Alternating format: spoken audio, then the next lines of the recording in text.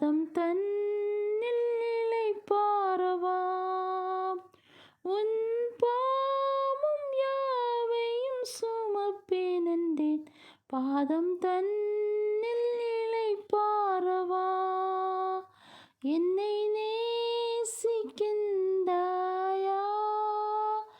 என்னை நேசிக்கின்றாயா.